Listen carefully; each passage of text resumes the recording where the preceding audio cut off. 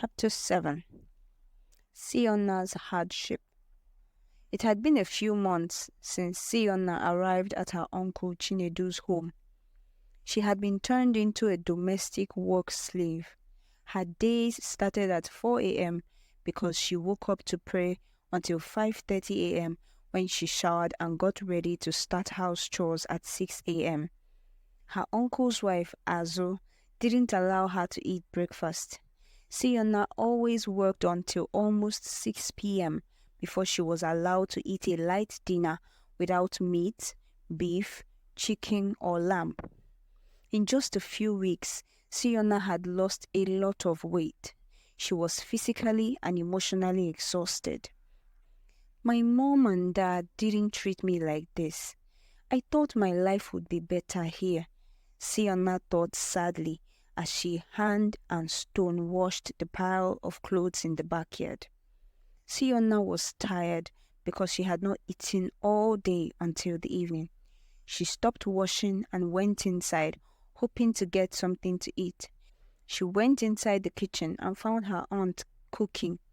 Siyonna greeted her and asked for food. "Well done, auntie. Please, can I eat before I continue washing? I've not eaten today. I need to eat to regain my strength to wash more clothes," Siyonna pleaded. "What did you say just now? You want to eat what food? There will be no food for you until you finish washing those clothes," her aunt Azu shouted angrily, pointing at the pile of clothes on the patio outside the kitchen area. "Please, auntie, I'm really hungry," Siyonna pleaded and started to cry. "Siyonna, now, go back to washing those clothes right now. No food for a lazy girl like you," her aunt told her and threatened to hit her.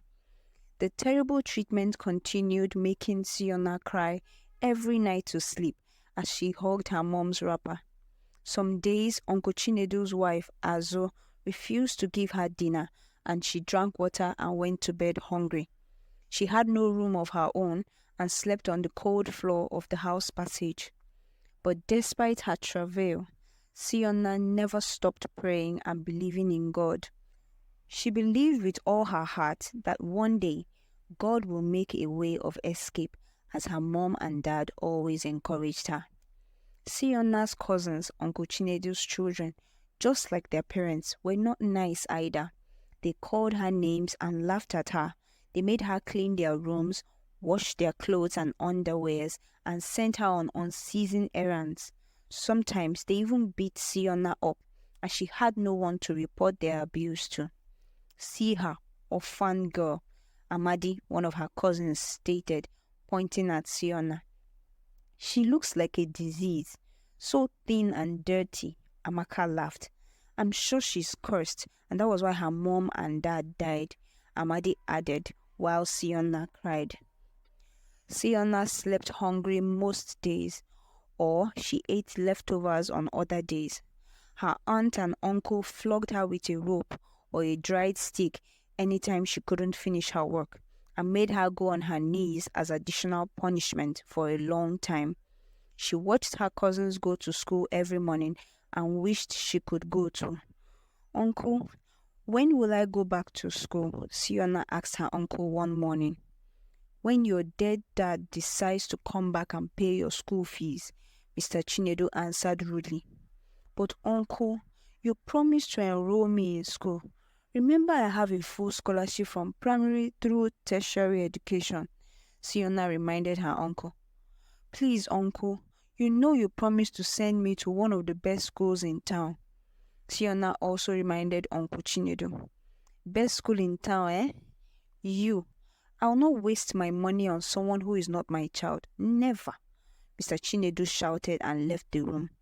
Siyonna was heartbroken because her uncle tricked her into coming to Nsukka with him, promised her good education, and now he reneged on his promise. She didn't know that her uncle and his wife were such wicked people, or she would not have agreed to come to live with them. The only time Siyonna felt a little bit happy was when her cousins forced her to do their school homework for them.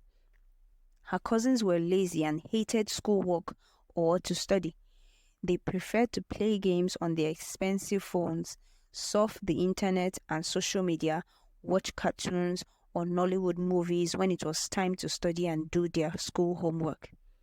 Siyonna's cousins felt they were punishing her by asking her to do all of their homework, but Siyonna was glad to read some school books every day as she had missed going to school so much. She also sneaked some of their books to read when no one was at home.